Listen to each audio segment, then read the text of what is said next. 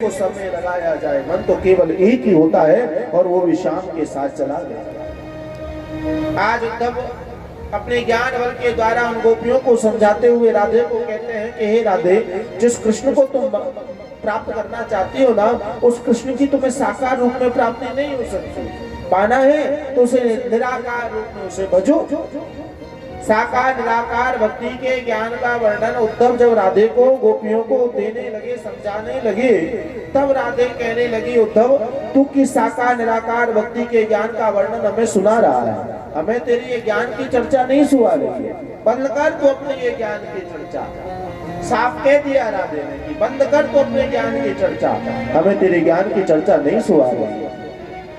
साफ कहा है, हमें ज्ञान चर्चा सुहाती नहीं है, कृष्णोदर सुई शांति नहीं है।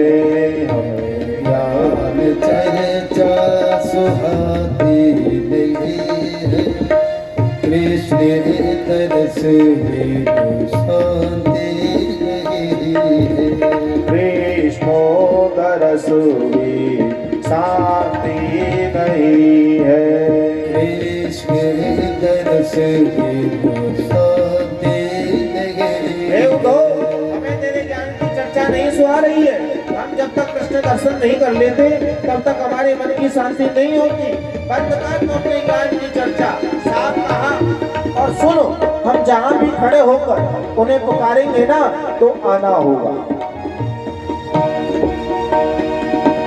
कन्हैया कन्हैया पुकारा करेंगे, कन्हैया कन्हैया पुकारा करेंगे, कन्हैया कन्हैया पुकारा करेंगे, कन्हैया कन्हैया पुकारा करेंगे। लताओं में ब्रज की गुजारा करेंगे, लताओं में ब्रज के गुजारा करेंगे।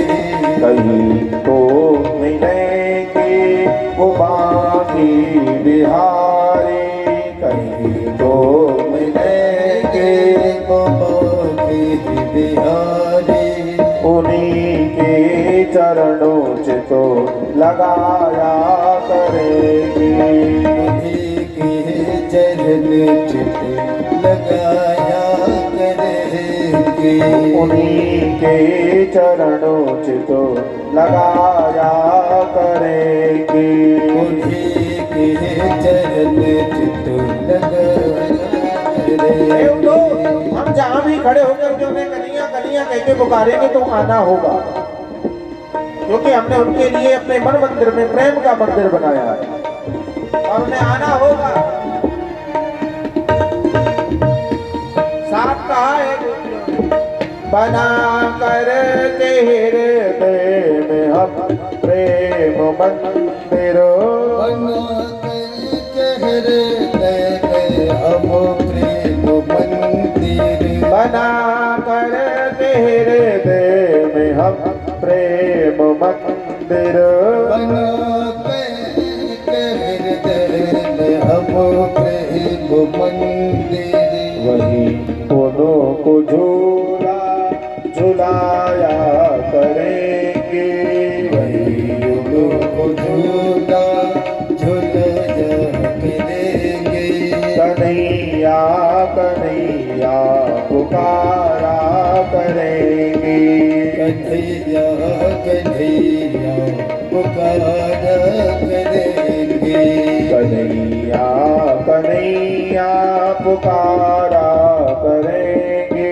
लताओं में ब्रज की गुजारा करेंगे, लताओं में ब्रज की गुजारा करेंगे, लताओं में ब्रज की गुजारा करेंगे, लताओं में ब्रज की गुजारा करेंगे, करेंगे गुजारा करेंगे। साबुत हो, बंद कर तो अपने ज्ञान की चर्चा, हमें तेरी ज्ञान की चर्चा नहीं सुहा रही है। हम जहाँ भी खड़े होकर के उन्हें पुकारेंगे तो उन्हें आना होगा। आज उद्धव ने जब गोपियों की ये बोल सुने ना, तो गोपियों के बोल सुनकर के उद्धव के ज्ञान के अपमान का नाश हो गया, बिखर गया उद्धव का ज्ञान गोपियों के ये बोल सुनकर के। आज राधे के द्वारा उद्धव के ज्ञान के अपमान का नाश किया गया, गोपियों के राधे के ये बोल सुनकर उद्धव का ज्ञान बिखर चुका। सुधा है गया और सुन गोपिन के बोल, ज्ञान बजाई डुमुडुमी, प्रेम बजायो ढोल। आज उद्धव के ज्ञान के अपमान का नाश हो गया गोपियों के बोल सुनकर के, और उद्धव अपने ज्ञान को बटोरने लगा, पर ज्ञान तो बिखर चुका। और अब राधे वहां गई जहां कृष्ण की दी हुई बांसुरी रखी थी, और जब राधे वहां गई तो जाकर के राधे ने बांसुरी को लिया और बांसुरी पर तान मारा। जैसे ही राधे ने बांसुरी पर तान मारी तो गोपियों ने पकड़ा उद्धव का हाथ और ले गए राधे के सन्मुख। जैसे ही राधे के सन्मुख लेके गए और राधे के बांसुरी बजाने पर भगवान श्री कृष्ण आज वहीं प्रकट हो जाते हैं। जैसे ही गोविंद वहां प्रकट हुए तो उद्धव ने देखा राधा कृष्ण स्वरूपामयी कृष्णम राधा स्वरूपिणो, राधा ही कृष्ण है और कृष्ण ही राधा है। जब दोनों का दिव्य एक रूप देखा तब उद्धव राधे के चरणारविंदों में गिर पड़े और बारंबार युगल स्वरूप शक्ति स्वरूपा श्री राधे को प्रणाम किया। इस प्रकार उद्धव के ज्ञान के अपमान का नाश हुआ, बिखर गया उद्धव का ज्ञान, और उद्धव ब्रजमंडल से आज प्रेम को लेकर वापस लौट करके आने लगे, क्योंकि गोपियों के द्वारा उद्धव को ये प्रेम का अद्भुत पाठ पढ़ाया गया और प्रेम की शिक्षा प्राप्त कर ज्ञान के अपमान का नाश कर आज उद्धव वापस लौट करके आ रहे हैं मेरे भक्तों, क्योंकि आज उद्धव प्रेम दीवाने हो गए हैं, उसके ज्ञान के अपमान का नाश हो गया है। गोपियों ने उद्धव को सिखाया है वो प्रेम।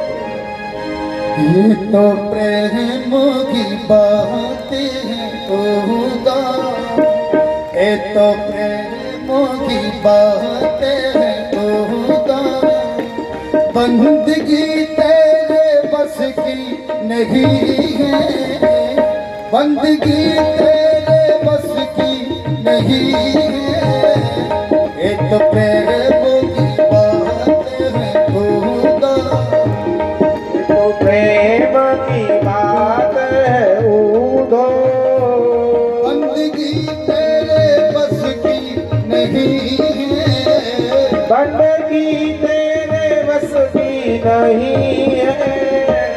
यह सरदे के होते हैं सौदे, यहाँ सरद के होते हैं सौदे, आस की इतनी सस्ती नहीं है, आस की इतनी सस्ती नहीं है। एक प्रेम की बात है खुदा है।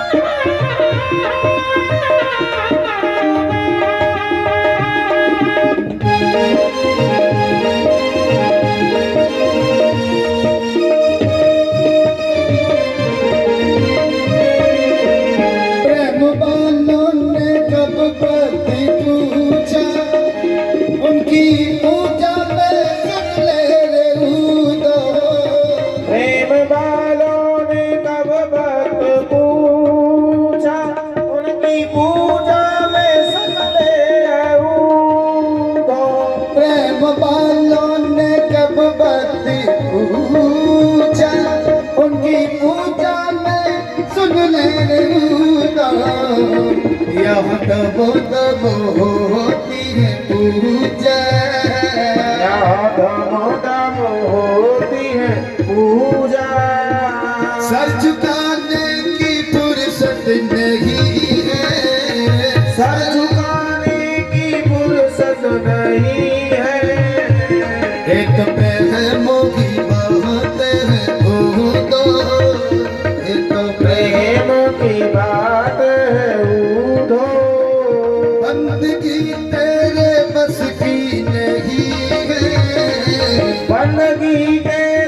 बस की नहीं है।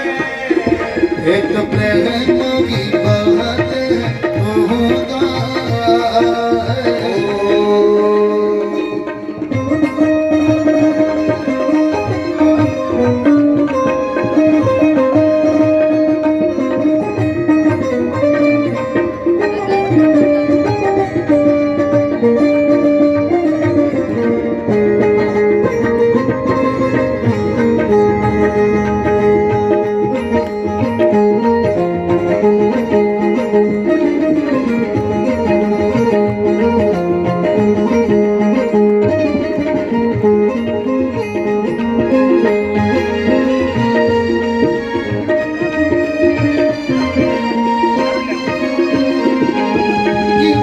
जिनकी नजरों में है शाम प्यार, वो तो रहती है जग से निकाले। जिनकी नजरों में है शाम प्यार, वो तो रहते हैं जग से निराले। जिनकी नजरों में है शाम प्यार, वो तो रहती है जग से निराले। जिनके नजरों में मोहन समाए, जिनकी नजरों में मोहन समाए, वो नजर फिर तरसती नहीं है। वो नजर फिर तरसती नहीं है। इनकी नजरों में मोहन समाए, जिनकी नजरों में मोहन समाए, वो नजर फिर तरसती नहीं है। वो नजर फिर तरसती नहीं है। एक प्रेम की बात होगा।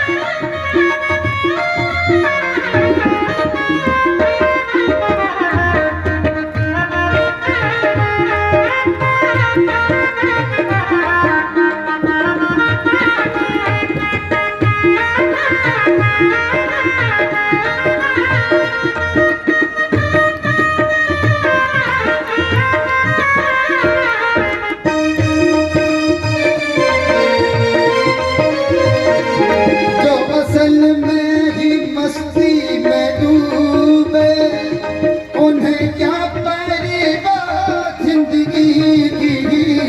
वो असल में है मस्ती में डूबे, उन्हें क्या परवाह जिंदगी की। जो असल में ही मस्ती में डूबे, उन्हें क्या परवाह जिंदगी की। जो उतरती है चढ़ती है मस्ती, जो उतरती है चढ़ती है मस्ती, जो उतरती है चढ़ती है मस्ती। जो उतरती है चढ़ती है मस्ती, वो हकीकत में मस्ती नहीं है। वो हकीकत में मस्ती नहीं है। ये तो प्रेम की बात है खुदा। बात है उधार, बंदगी तेरे बस की नहीं है। बंदगी तेरे बस की नहीं है। ये तो प्रेम की बात है खुदा। ये तो प्रेम की बात है उधार, बंदगी तेरे बस की नहीं है। बंदगी तेरे बस की नहीं है। ये तो प्रेम की बात है खुदा। ये तो प्रेम की बात है उधो, प्रेम की बात ये तो प्रेम की बात है उधो, बंदगी तेरे बस की नहीं है, बंदगी तेरे बस की नहीं है, बंदगी तेरे बस की नहीं है, बंदगी तेरे बस की नहीं है, बंदगी तेरे बस की नहीं है, बंदगी तेरे बस की नहीं है, बंदगी तेरे बस की नहीं है।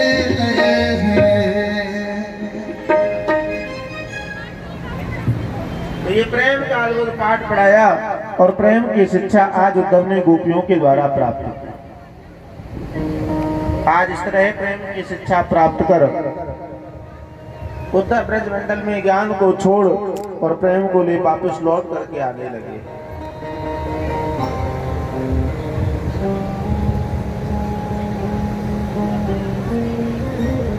और यहाँ आए वृंदावन, और अब वृंदावन से आए हैं मथुरा नगरी। और जब मथुरा नगरी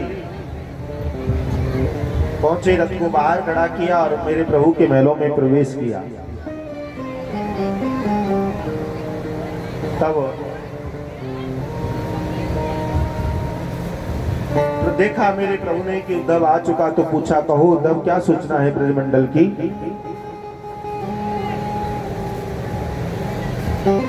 तो उद्धव कहने लगे, हे कृष्ण तू बड़ा निर्दयी है, जैसा बाहर से है वैसा ही अंदर से है।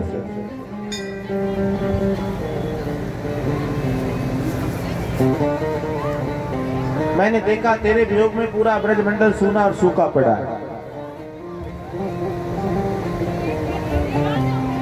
लता पत्ता भी सूख गई है, उन गौओं ने बेचारा खाना छोड़ दिया है, सब सूने और सूखे पड़े, सबकी दशा बदल गई है।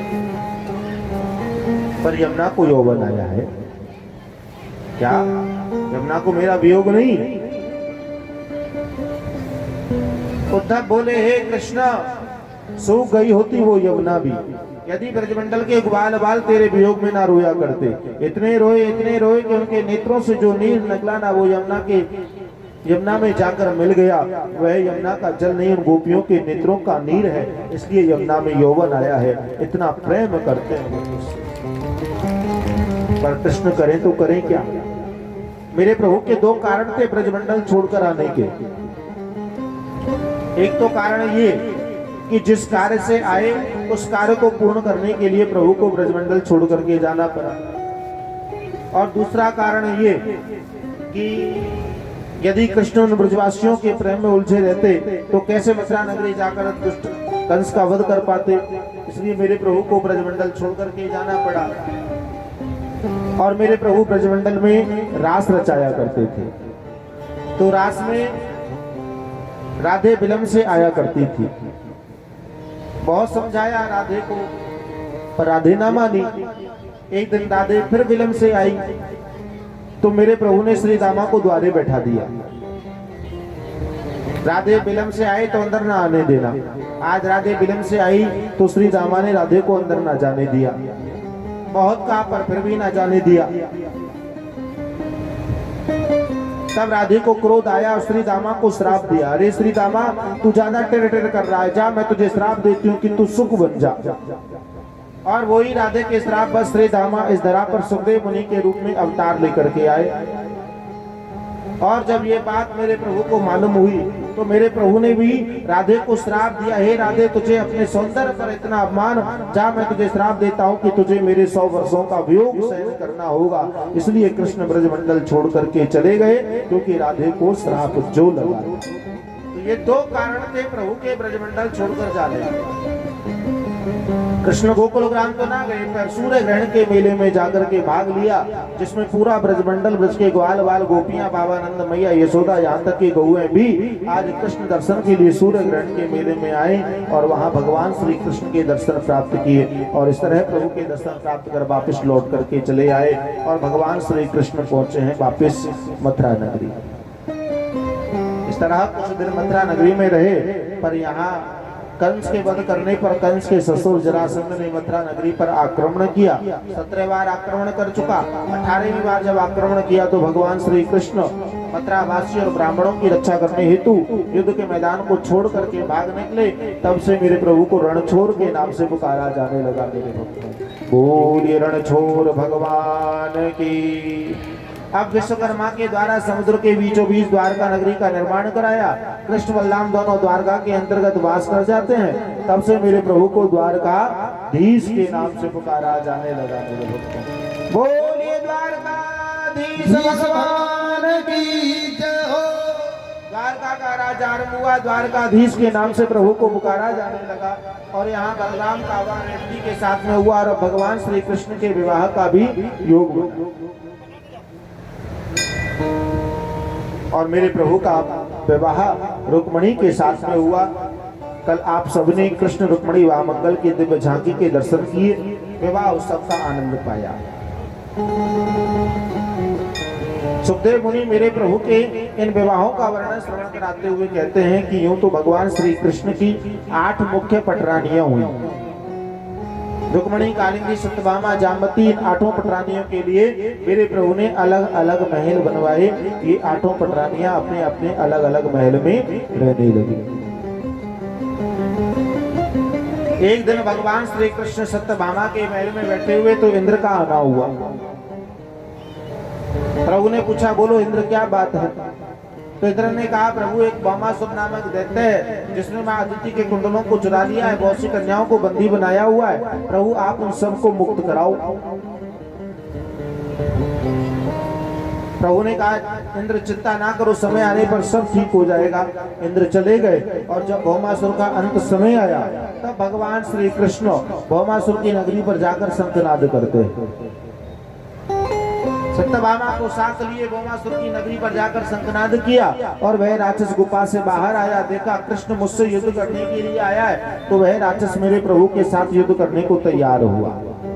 कृष्ण और भौमासुर के मध्य में यहाँ युद्ध हुआ। निरंतर युद्ध चलता रहा। अंत में मेरे प्रभु ने सुदर्शन चक्र के द्वारा भौमासुर नामक राक्षस का वध कर दिया और मां अदिति के कुंडलों को मुक्त कराया। उस राक्षस ने यहाँ कारागृह के अंतर्गत 16,100 कन्याओं को भी बंदी बनाया हुआ था। आज मेरे प्रभु ने कारागृह से सब कन्याओं को मुक्त कराया। अब जब ये सब कन्याएं मुक्त हुई तो विचार करने लगी कि अब वापस हम घर कैसे जाएं। ये राक्षस हमें लेके आया था, वापस घर जाएंगे तो लोग नाना प्रकार की बातें बनाएंगे। जब हमें कृष्ण की प्राप्ति हो गई है तो क्यों ना हम सब कृष्ण की शरण में चली जाएं। तो आज ये सब कन्याएं भगवान श्री कृष्ण की शरण में आई और आकर हाथ जोड़कर प्रार्थना करने लगी कि हे गोविंद, अब हम कहीं नहीं जाना चाहते, हम आपकी शरण में रहना चाहते हैं। आप हम सबको अपनी पत्नी स्वरूप में स्वीकार करो। तो भगवान श्री कृष्ण ने आज 16,100 कन्याओं को भी अपनी पत्नी स्वरूप में स्वीकार किया। तो ये विवाह मेरे प्रभु के और हुए।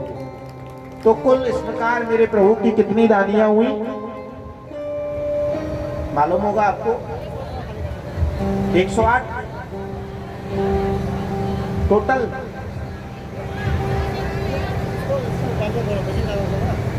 16,108 ये कुल मेरे प्रभु की रानियां, जिसमें 8 पटरानियां और 16,100 ये रानियां। और इन सब के लिए मेरे प्रभु ने अलग अलग महल बनवाए। सबको अलग अलग महलों में व्यवस्थित रूप से रखा। तो ये प्रभु जानते हैं 2 पत्नी 2 रानियां एक साथ नहीं रह सकती, हजारों की संख्या है, इसलिए सबको अलग अलग व्यवस्थित रूप से रखा। ना एक साथ रहेंगे, ना किसी प्रकार का कोई वाद विवाद होगा। ये तो विवाहों का वर्णन श्रवण कराया। सुखदेव मुनि अब भगवान श्री कृष्ण की संतानों का भी वर्णन श्रवण कराते हैं। और संतानों का वर्णन श्रवण कराते हुए कहा, ध्यान देना, प्रत्येक रानी ने एक एक कन्या जन्मी है और 10-10 पुत्र जन्मे हैं। एक रानी के 11 संतान, तो 16,108 रानियों के कुल कितनी संतानें हुई? लगाओ हिसाब किताब। एक रानी के 11 संतान, तो 16,108 रानियों के कुल। लंबा हिसाब किताब है, घर जाके आराम से फुर्सत में जोड़ना।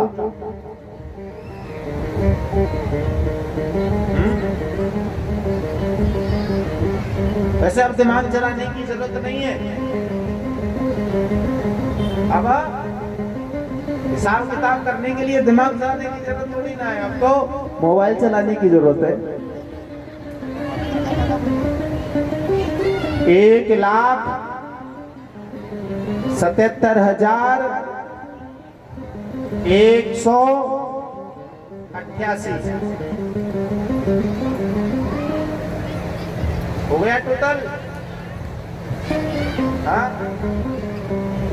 1,77,188 ये कुल भगवान श्री कृष्ण की संतानें हुई। यदुवंशी बड़े और यदुवंशियों का विस्तार हुआ। इस तरह यदुवंश के ये विस्तार की कथा श्रवण कराते हुए सुखदेव मुनि कहते हैं, परीक्षित अब मैं कथा को विराम की ओर लेके जा रहा हूँ, बताओ तुम्हारे मन में कोई संशय जो भी हो मुझे बतलाओ। परीक्षित ने कहा, गुरुदेव कोई संशय नहीं, मुझे बड़ा आनंद प्राप्त हो रहा है प्रभु के दिव्य पावन कथाओं के वर्णन को श्रवण करके। अब जो शेष कथा है आप मुझे वो कथा और श्रवण कराओ। तब सुखदेव मुनि यहाँ राजा परीक्षित को महान आख्यान श्री सुदामा चरित्र का वर्णन श्रवण कराते हैं। सुदामा चरित्र का वर्णन श्रवण कराते हुए सुखदेव मुनि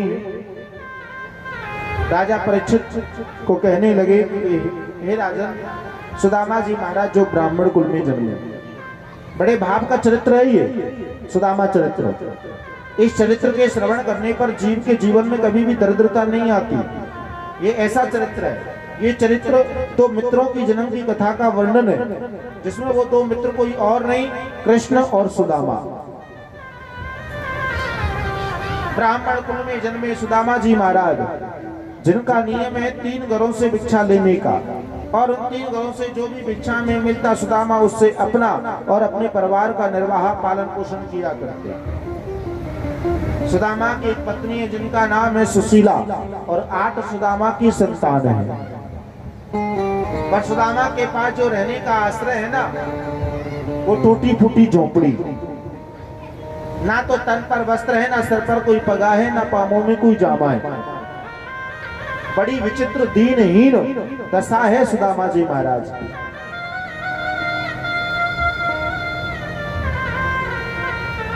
भरपेट खाने के लिए भोजन अन्न नहीं है।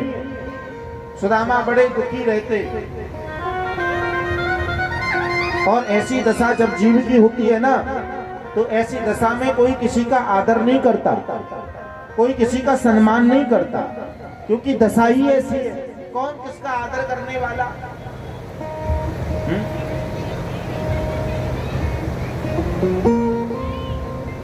सुदामा बड़े दुखी रहते, सुदामा का अपमान होता, सुदामा तिरस्कार करते, सुदामा का ब्राह्मण दुत्कार दिया करते, कोई आदर नहीं करता, कोई सम्मान नहीं करता, क्योंकि दुनिया जो है ना ये धन वालों की है, और धन वालों की दुनिया में निर्धन का कोई मान नहीं। सुदामा निर्धन है, जिसके कारण सुदामा का कोई मान नहीं है, कोई आदर नहीं है, कोई सत्कार नहीं है, क्योंकि दुनिया धन वालों की है। जिस कारण से सुदामा को ना जाने क्या क्या कहा गया, कोई कंगाल कहे, कोई दरिद्र कहे, कोई दीनहीन कहे, कोई कुछ कहे, कोई कुछ कहे मेरे भक्तों, पर ऐसा नहीं है। सुदामा कंगाल नहीं है, सुदामा दरिद्र नहीं है, सुदामा दीनहीन नहीं है। सुदामा जैसा धनी इस संसार में कोई नहीं है, जैसा धनी सुदामा, जिसका त्रिलोकीनाथ मित्र ब्रह्म हो मित्र हो सकता है, उससे बड़ा धनवान और कौन होगा। पर निर्धनता के कारण ना जाने हमने सुदामा को क्या क्या कह दिया। पर ऐसा नहीं है, दुनिया ऐसी है। इस कंगाली में आकर कोई आदर नहीं करता है। ऐसी अवस्था में कौन किसका आदर करे, कौन सम्मान करे। यहाँ तक कि ऐसी अवस्था में तो परिवार वाले भी, बहन भान जी मारे तानो, घर में नहीं अन्न को दानो, धनवान सुनाते गालियां, कहीं जाकर नहीं मरता है। इस तरह सुदामा को तिरस्कारित होना पड़ता, मानित होना पड़ता। सुदामा कुछ ना कहते, चुप चले आते अपने घर। भिक्षा लेने के लिए गए और अपमान और हुआ, और 3 घरों से जो मिलता, सुदामा एक समय का भी भरपेट भोजन उससे अपने बच्चों को नहीं करा पाते। क्या मिलने वाला 3 घरों से? 8 सुदामा की संतान है। सुबह खाया तो पूरे दिन, पूरी रात्रि भूखे पेट यूं ही व्यतीत करना पड़ता। शाम खाया पूरे दिन यूं ही निकालना पड़ता, वो भी भरपेट खाने के लिए नहीं है। बड़े दुखी होते। टूटी फूटी झोपड़ी, ना तन पर वस्त्र, ना सर पर पगा, ना पांवों में कोई जामा, और भूख के मारे बच्चे बिलख रहे। सुदामा कहते, बच्चों भूख लगी है, कृष्ण कृष्ण कृष्ण कृष्ण नाम की माला का जाप कर लो, तृप्ति हो जाएगी। अब सुदामा तो कृष्ण कृष्ण कृष्ण नाम की माला का जाप करके तृप्ति प्राप्त कर लिया करते, पर बच्चों को तो भूख लगी है ना। कृष्ण कृष्ण कृष्ण नाम लेने से उनकी तृप्ति नहीं हो पाती।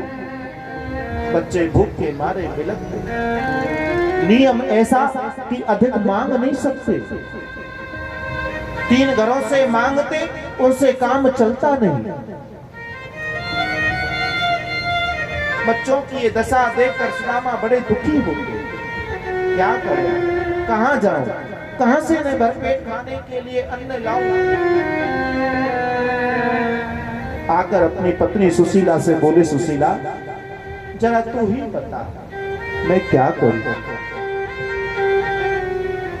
सुशीला बोली, स्वामी मैंने सुना है कि आपका कोई मित्र है। जब मित्र का विषय आया, सुदामा बोले, ना सुशीला, तू उस मित्र का नाम ना ले। अरे जिस मित्र के विषय में तू कहना चाहती है ना, जो हम सब भोग रहे हैं, ये सब उसी मित्र का दिया हुआ ही तो है। उसका नाम ना ले सुशीला। सुशीला ने सुना, क्या स्वामी, आपके मित्र ने आपकी ये दशा की, क्यों, क्या अपराध हुआ आपसे? बार बार सुशीला पूछने लगी। सुदामा कहने लगे, क्या कहूं सुशीला, जब मैं छोटा था ना, तो सांदीपन ऋषि के आश्रम विद्याधन ग्रहण करने के लिए जा रहा था। जब मैं वन के मार्ग से जा रहा था तो मेरे पांव में कंटक लगा, सूल लगा, जिसके कारण मुझे इतनी पीड़ा हुई कि मैं वन के मार्ग में आगे चल ना पाया, और वहीं पीड़ा के कारण मार्ग में बैठ गया, रोने लगा। मेरे रोने की आवाज मेरे मित्र कृष्ण ने सुनी, जो उस वन के मार्ग से जा रहा था। जब कृष्ण ने मेरे रोने की आवाज सुनी तो मेरे पास आए, मुझे मित्र कह के पुकारा। मित्र, क्या बात है? मेरे पांव में कंटक लगा देखा तो कृष्ण ने मेरे पांव से कंटक को निकाला, सूल को निकाला, मेरी पीड़ा का हरण किया। देवी, जो दूसरे के दुख में काम आता है वह एक मित्र ही तो होता है। कृष्ण ने जब मुझे मित्र कह के पुकारा तो मैंने भी कृष्ण को मित्र कह के पुकारा। बस वहीं दोनों की मित्रता हो गई थी। मैं तो जा ही रहा था सांदीपन ऋषि के आश्रम, कृष्ण भी वहीं जा रहे थे। तो दोनों एक साथ पहुंचे गुरु आश्रम, और जब दोनों एक साथ पहुंचे तो मित्र जान करके गुरुदेव ने जो आश्रय दिया ना, वो भी एक ही साथ रहने का आश्रय दिया। तो इस तरह साथ साथ रहने लगे। अब जब साथ साथ रहने लगे तो धीरे धीरे कर मित्रता बढ़ने लगी। कोई भी काम होता तो दोनों मित्र मिलकर के किया करते। कहीं जाना तो दोनों मित्र एक साथ जाया करते, भोजन करना तो दोनों मित्र एक साथ भोजन किया करते। जो भी कोई काम होता मिलकर के एक साथ किया करते। साथ साथ रहने पर मित्रता बढ़ती चली गई, घनिष्ठ मित्रता हो गई। मैं तो जा ही रहा था, मैं कृष्ण सुदामा के बिन नहीं रह सकता, सुदामा कृष्ण के बिन नहीं रह सकता। दोनों की इतनी घनिष्ठ मित्रता हो गई। एक दिन गुरुदेव ने सब विद्यार्थियों को पाठ याद करने के लिए दिया। शाम होते ही हम लौट कर चले आए। रात्रि में कृष्ण ने तो अपना पाठ याद किया, पर सुदामा अपना पाठ याद ना कर पाए। और जब सुदामा अपना पाठ याद ना कर पाए और प्रातः होते ही सब विद्यार्थी गुरु आश्रम पहुंचे, कृष्ण सुदामा भी पहुंच गए। अब गुरुदेव ने सब विद्यार्थियों से अपना अपना पाठ पूछा। सबने कह सुनाया। अब सुदामा का अवसर आया पाठ सुनाने का। सुदामा ने याद किया ही नहीं, सुनाता कहां से। सुदामा चुप खड़े हो गए और अपना पाठ ना सुना पाए। और जब सुदामा अपना पाठ ना सुना पाए तब गुरुदेव ने सुदामा को दंड दिया। अरे सुदामा, तू पाठ याद ना करके लाया, जा तू बन जा और लकड़ी काट करके ला। आज सुदामा को दंड मिला है बन जाकर लकड़ी काट कर लेकर आने का। अब कृष्ण ने विचार किया कि यदि मैं अपना पाठ कह सुनाऊंगा तो मेरा मित्र अकेला वन में जाएगा, और मित्र अकेला वन में जाए तो फिर मित्रता कैसी। यदि मुझे मित्रता का पालन करना है तो सुदामा के साथ वन जाना होगा। आज मेरे प्रभु का अवसर आया पाठ सुनाने का, और मेरे प्रभु याद किए हुए पाठ को ही भूल गए। प्रभु ने अपना पाठ ना सुनाया। जब प्रभु ने पाठ ना सुनाया तो गुरुदेव ने कहा, अरे कृष्ण, तू भी अपना पाठ याद ना करके लाया, जा तू भी बन जा लकड़ी काट करके ला। यही तो मेरे प्रभु चाहते थे। आज दोनों मित्र जाने को तैयार हो गए। जाते हुए गुरुदेव ने 2 मुट्ठी चने सुदामा को दिए। कहा, तुम दोनों का भाग है, चने खा लेना, जल पी लेना, तृप्ति हो जाएगी। आज 2 मुट्ठी चनों को और कुल्हाड़ी को ले कृष्ण सुदामा दोनों निकल गए वन में लकड़ी काटने के लिए। दूर चले गए। तब मेरे प्रभु सुदामा से कहने लगे, लाओ सुदामा, मुझे कुल्हाड़ी दो, मैं अभी लकड़ी काट कर लाया। सुदामा कहने लगे, ना कृष्ण, मैं तो पाठ याद ना करके लाया इसलिए मुझे दंड मिला, पर तुम तो पाठ याद करके आए थे। फिर भी मित्रता का पालन करने के लिए तुम अपने याद किए पाठ को ही भूल गए। ना कृष्ण, मैं लकड़ी काट करके लाया। सुदामा से मेरे प्रभु ने कुल्हाड़ी छीन ली। कहने लगे, अरे सुदामा, क्या हुआ? तुम मेरे मित्र हो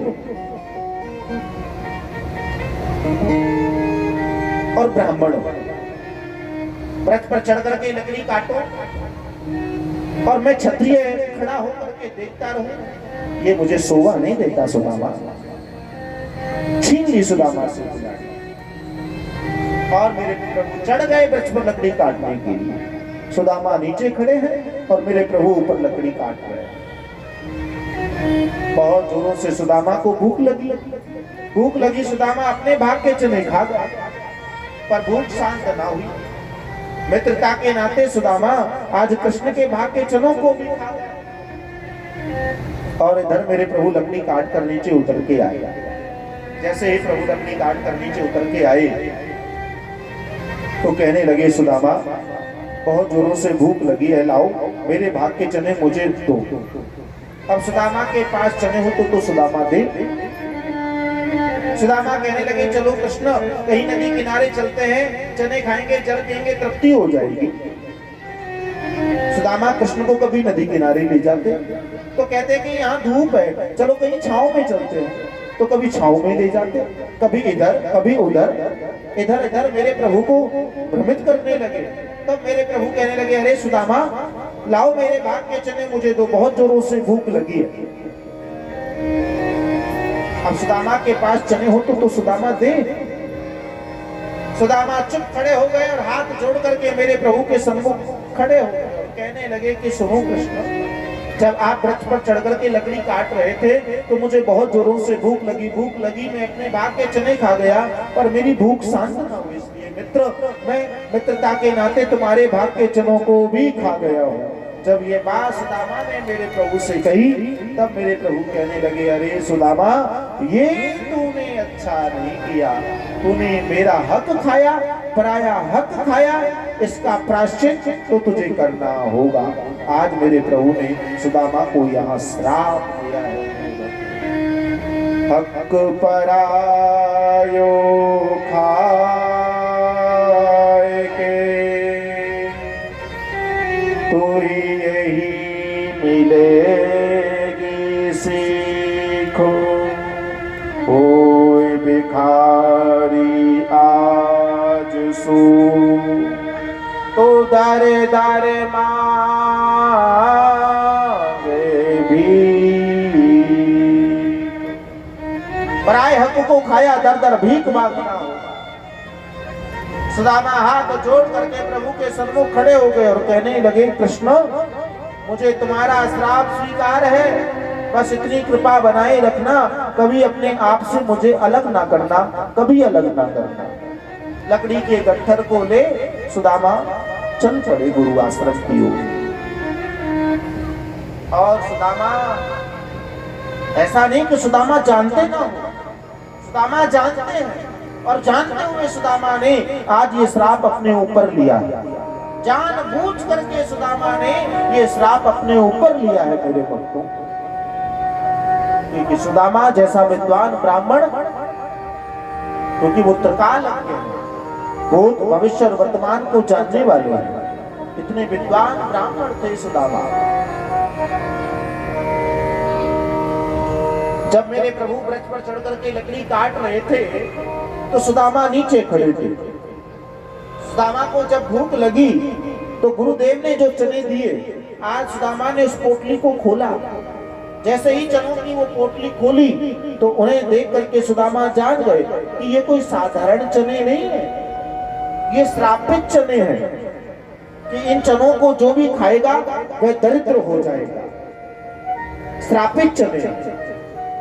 आज उस श्रापित चनों को जब सुदामा ने देखा तो विचार किया कि यदि कृष्ण ने ये चने खाए तो जिसमें पूरा संसार जगत वास करता है, वो दुनिया, वो संसार, वो ब्रह्म दरिद्र हो जाएगा। और यदि केवल मैंने ये चने खाए तो केवल मैं ही दरिद्र हो पाऊंगा, ये संसार और ब्रह्म दरिद्र होने से बच जाएगा। आज सुदामा ने जानबूझ करके ये अपराध लिया और उन श्रापित चनों को स्वयं सुदामा ने ग्रहण किया और सुदामा ने वो श्राप अपने ऊपर लिया। आज सुदामा लकड़ी के गट्ठर को लेके जब गुरुदेव के आश्रम पहुंचे और गुरुदेव को जब इस बात का पता चला कि सुदामा ने कृष्ण के भाग के चने खाए, कृष्ण ने सुदामा को ये श्राप दिया है, तब गुरुदेव डंडा लेके कृष्ण के पीछे दौड़ पड़े। ठहर कृष्ण, क्या समझ रखा है तूने अपने आप को? परम स्वतंत्र, न सिर पर कोई मन भावे कर डारे सोई। तेरे सिर पर कोई नहीं तो क्या जो तेरे मन में आएगा वही काम करेगा? क्यों दिया तूने सुदामा को श्राप?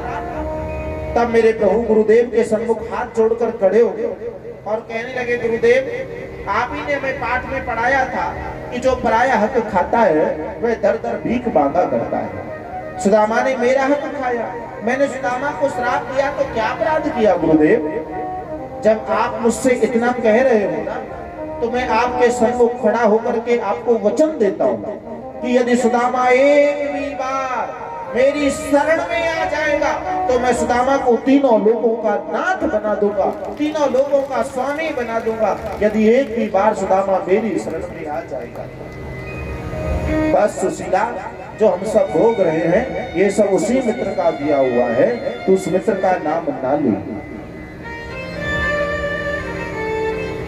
सुशीला बोली, स्वामी आपने पराये हक को भी तो खाया था, प्रायश्चित तो आपको करना ही होगा, पर आपके मित्र ने आपको गुरुदेव के सम्मुख वचन दिया है कि यदि सुदामा एक भी बार मेरी शरण में आ जाएगा तो तीनों लोगों का नाथ बना दूंगा। स्वामी अब इस नगर में हमारा गुजारा नहीं होने वाला, हे नाथ अब चले जाओ तुम उनकी शरण में। आज बार बार सुशीला द्वारका नाथ की शरण में जाने के लिए सुदामा से प्रार्थना करने लगी है कि चले जाओ स्वामी, अब उनकी शरण में चले जाओ। नाथ तुम द्वारिका चले जाओ, नाथ तुम द्वारिका चले जाओ, इस नगर में गुजारा नहीं है। नाथ तुम द्वारका चले जाओ, इस नगर में गुजारा नहीं है। नाथ तुम द्वारका चले जाओ, नाथ तुम द्वारका चले जाओ, इस नगर में गुजारा नहीं है। नाथ तुम द्वारका चले जाओ, इस नगर में गुजारा नहीं है। इस नगर में गुजारा नहीं है।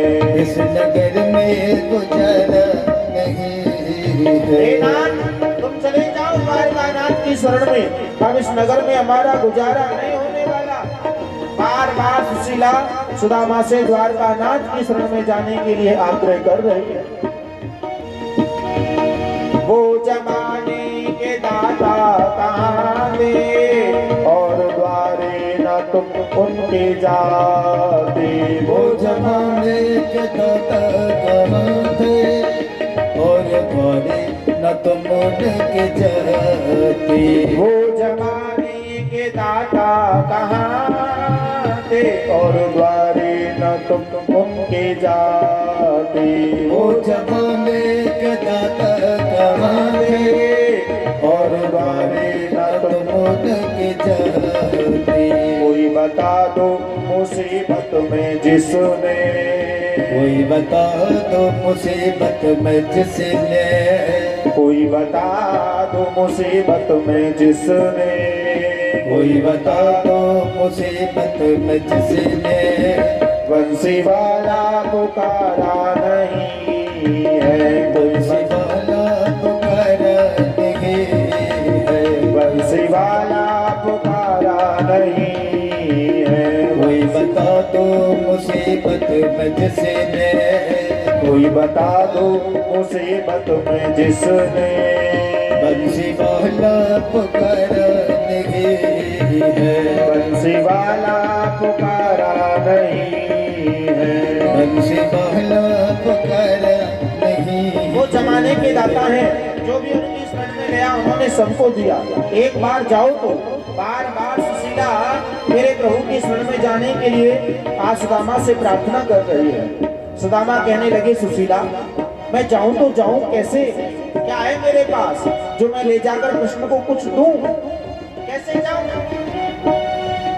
कैसे जाऊं पूरी द्वारका को, कैसे जाऊं पूरे द्वारका को, ओ कैसे जाऊं पूरी द्वारका को, कैसे जाऊं पूरे द्वारका को। हाल अच्छा हमारा नहीं है, हाल अच्छा हमारा नहीं है। हाल अच्छा हमारा नहीं है। हाल अच्छा हमारा नहीं है। नाथ तुम द्वारका चले जाओ, नाथ तुम द्वारका चले जाओ, इस नगर में गुजारा नहीं है। इस नगर में गुजारा नहीं है। इस नगर में गुजारा नहीं है। इस नगर में गुजारा नहीं है। आज सुशीला ने सुना, दौड़ी दौड़ी गई, एक पड़ोसन के द्वारे कुंडी खटखटाई, पड़ोसन बाहर निकली। सुशीला बोली स्वामी परदेश जा रहे हैं, कुछ हो तो दो। पहली पड़ोसन ने फटकार दिया, चल यहाँ से। पहला दिया नहीं गया, दूजा लेने के लिए चली आई। दूसरी के पास गई, उसने भी फटकार दिया। तीसरी के पास गई, उसने भी फटकार दिया। चौथी पड़ोसन को दया आई और एक पोटली में तंदुल बांध करके सुशीला को दिए। कहा ले सुशीला, ले जाकर दे देना अपने स्वामी को, और जब तेरे स्वामी परदेश से वापस लौट आए ना तो पहला और अब का सब चुका देना। सुशीला तंदुल की पोटली को लेके चली आई और लाकर के आज अपनी पत्नी सुदामा को दी कि लो स्वामी, ले जाकर दे देना उस कृष्ण को, और कुछ कहे ना तो कह देना कि तूने तो दिया ही क्या था, ये भी सुशीला पड़ोसन से मांग करके लाई है, कह देना साहब। आज सुशीला के बार बार आग्रह करने पर सुदामा जी महाराज द्वारका नगरी जाने को तैयार हुए। ना तो तन पर वस्त्र है, ना सर पर पगा है, ना पांवों में कोई जामा है। बड़ी विचित्र दीनहीन दशा सुदामा जी महाराज की। फटी पुरानी धोती पहन, हाथ में डंडा ले, बगल में तंदुर की पोटली दवाई, और सुदामा जाने लगे द्वारका नगरी की ओर। मेरे भक्तों, नगरी नगरी द्वारे द्वारे होते हुए चले जा रहे हैं। और यहाँ कृष्णा कृष्णा रटते हुए सुदामा प्रभु की द्वारका नगरी की ओर अग्रसर हो रहे हैं। चलते चलते सुदामा के पांवों में छाले पड़ गए, पर फिर भी कृष्णा कृष्णा रटते रटते द्वारका नगरी की ओर अग्रसर हुए जा रहे हैं। आज सुदामा नगरी बड़ी दूर नगरी कहना, दूर नगरी बड़ी दूर नगरी, कैसे आहू रे कनाई, कैसे आहू रे कनाई, तेरी गोकुल नगरी बड़ी दूर नगरी कहना, दूर नगरी बड़ी दूर नगरी, कैसे आहू रे कनाई, कैसे आहू रे कनाई, तेरी द्वारका नगरी बड़ी दूर नगरी, हाँ दूर नगरी बड़ी दूर नगरी, दूर नगरी बड़ी दूर नगरी, दूर नगरी बड़ी दूर नगरी, कैसे आहू रे कनाई, कैसे आहू रे कनाई, तेरी गोकुल नगरी बड़ी दूर नगरी कहना, दूर नगरी बड़ी दूर नगरी, दूर नगरी बड़ी दूर नगरी कहना, दूर नगरी बड़ी दूर नगरी।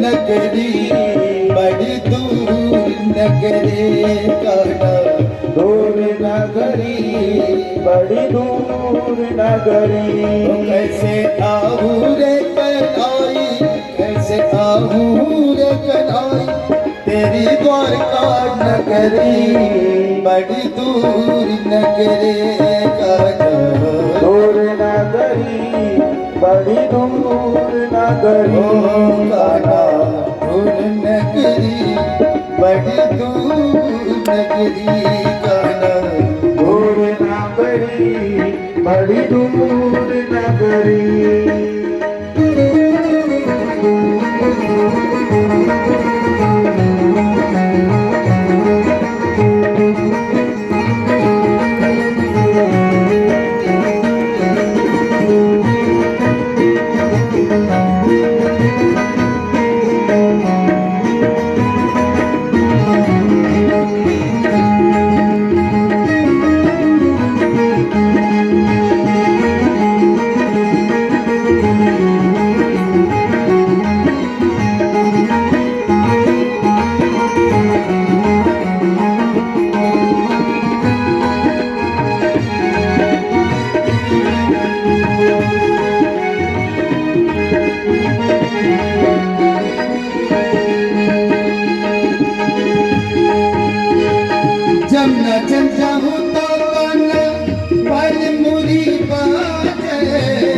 जमुना जल जाऊं तो काना ओ काना काना जमुना जल जाऊं तो काना पायल मोरी बाजे जमुना जल जाऊं काना पायल मोरी बाजे रपटी पर तो काना रपटी पर तो मोरी चल के गगरी बड़ी दूर नगरी दूर नगरी बड़ी दूर नगरी ओ कैसे आऊं रे कन्हई कैसे आऊं रे कन्हई तेरी गोकुली नगरी बड़ी दूर नगरी काना दूर नगरी बड़ी दूर नगरी कैसे कैसे आऊं रे कन्हई तेरी गोकुली नगरी बड़ी दूर नगरी काना दूर नगरी बड़ी दूर नगरी दूर नगरी बड़ी दूर नगरी ओ काना दूर नगरी बड़ी दूर नगरी काना दूर नगरी बड़ी दूर नगरी काना दूर नगरी बड़ी दूर नगरी काना दूर नगरी बड़ी दूर नगरी बड़ी दूर नगरी बड़ी दूर नगरी बड़ी दूर नगरी बड़ी दूर नगरी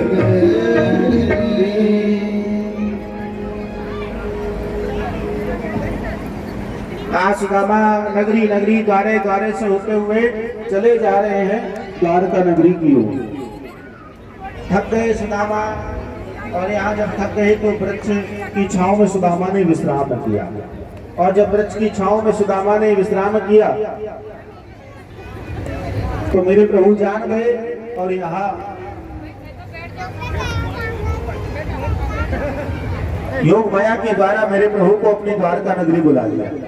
जैसे ही सुदामा को द्वारका नगरी बुलाया और सुदामा के नेत्र खोले तो एक बड़ा सुंदर नगर देखा। और जब सुदामा ने बड़ा सुंदर नगर देखा तो ये देख आज सुदामा उस नगर में प्रवेश कर जाते और पूछते एक व्यक्ति से, भैया क्या यही द्वारका नगरी है? तब वह व्यक्ति कहने लगा, हाँ ब्राह्मण देव, यही द्वारका नगरी है। भैया बताओ यह द्वारका नगरी में कृष्ण के महल कहाँ है? तब वह व्यक्ति कहने लगा, हे ब्राह्मण देव, हमारे राजा का अपमान कर रहे हो, हमारे राजा का आदर से सम्मान से पूरा नाम लो। सुदामा ने पूछो, भैया तुम्हारे राजा को कहा नाम है? कि हमारे राजा को नाम है श्री श्री एक हजारा श्री कृष्णचंद्र जी महाराज। इतना बड़ा नाम सुना सुदामा ने, मन ही मन सुदामा विचार करने लगे, भैया ब्रज में तो ग्वाल वाल काना काना कनुआ कनुआ कह के पुकारे है और ये आपको इतना बड़ो नाम हो गयो, राजा जो बन गयो। भैया बताओ तुम्हारे श्री श्री एक हजारा श्री कृष्णचंद्र जी महाराज के महलों का मार्ग बताओ। तो आज उनके बताए हुए मार्ग पर सुदामा चले हैं। और यहाँ जब सुदामा अपने बताए हुए मार्ग पर चले तो मेरे प्रभु पहुंचे भगवान श्री कृष्ण के महलों के द्वारे। और जब सुदामा मेरे प्रभु के महलों के द्वारे पहुंचे तो ये देख आज बड़े विसरने लगे हैं मेरे भक्तों। आज द्वारपालों ने दीनहीन ब्राह्मण की दशा देखी, सुदामा को फटकार दिया और सुदामा बार बार मेरे द्वारपालों से प्रभु से मिलने के लिए आग्रह करते हैं, क्योंकि सुदामा की दशा ही ऐसी है मेरे भक्तों। देखो देखो ये गरीबी सुदामा जी, ये गरीबी का हाल कृष्ण के दर पे इसे पास देके आया हूँ। मेरे बचपन का यार है मेरा श्याम। आ जाओ सुदामा। यही सोच कर मैं आस लेके आया हूँ।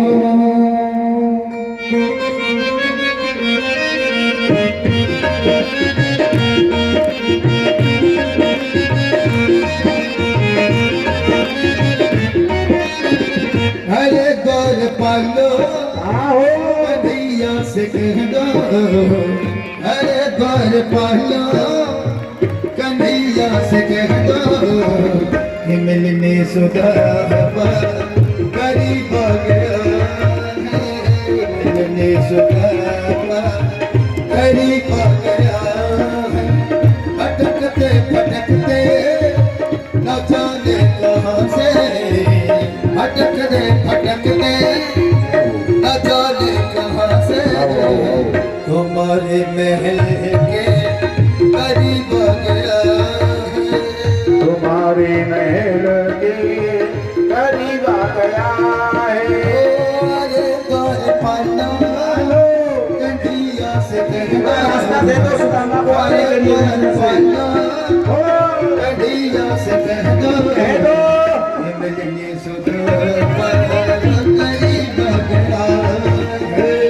मिलने सुदामा करीब आ गया है। अभी खड़ा नहीं होगा, सब बैठे रहेंगे। गरीब आ गया है, मिलने सुधा गरीब आ गया है, मिलने सुधा गरीब आ गया है। अरे गौर पालो कन्हैया से कह दो, अरे गौर पालो कन्हैया से कह दो कि मिलने सुधा गरीब आ गया है, मिलने सुधा गरीब आ गया है।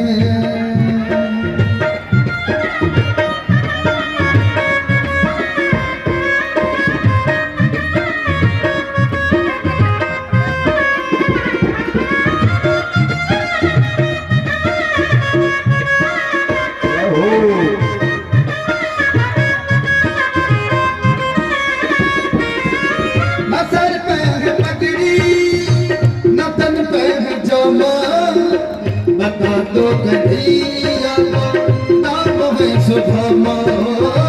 बता दो कन्हैया को नाम है सुदामा।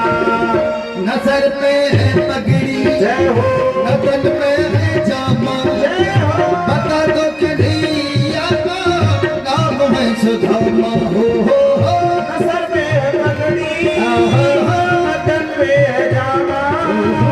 बता दो कन्हैया को नाम है सुदामा। बता दो कन्हैया को नाम है सुदामा।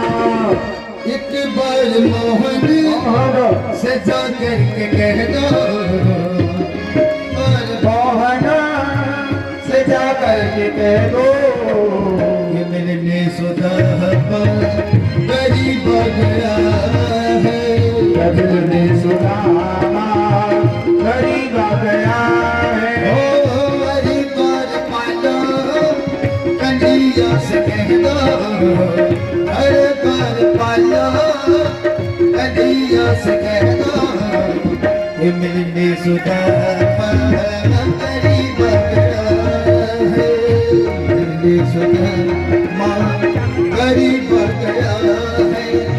भटकते भटकते न जाने कहाँ से तुम्हारे महल के करीब आ गया है, तुम्हारे महल के करीब आ गया है।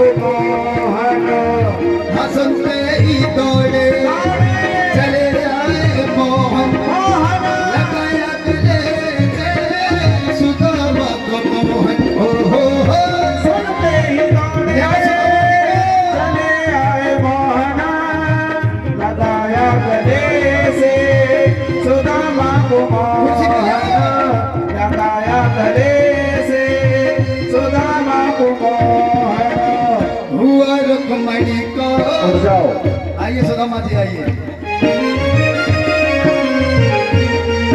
ओ हुआ रुक्मणी का बहुत ही अचंबा, हुआ रुक्मणी को बहुत ही अचंभा, ये मेहमान के साथ अजीब गया है, कि मेहमान के साथ अजीब गया है। ओ हरिद्वार पालो कन्हैया से कह दो, हरे द्वार कालो कन्हैया से कह दो, मिलने सुदामा गरीब गया है, मिलने सुदामा गरीब गया है।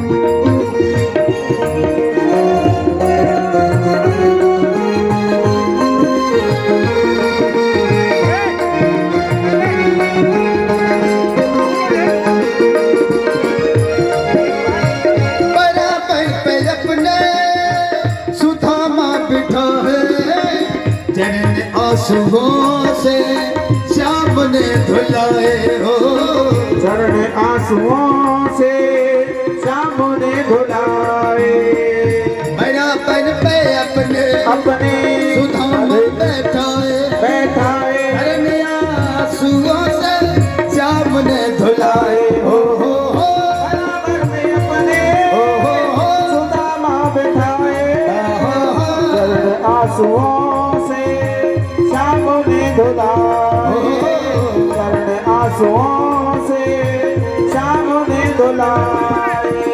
न घबराओ प्यारे प्यारे जरा तुम सुदामा, न घबराओ प्यारे जरा तुम सुदामा, खुशी का समय जाओ तो करीब आ गया है, खुशी का समय मेरे करीब आ गया है। हो हरिद्वार पालो कन्हैया से कह दो, हरे द्वार पालो कन्हैया से कह दो, मिलने सुदामा करीब आ गया है, मिलने सुदामा करीब आ गया है, मिलने सुदामा करीब आ गया है, मिलने सुदामा करीब आ गया है।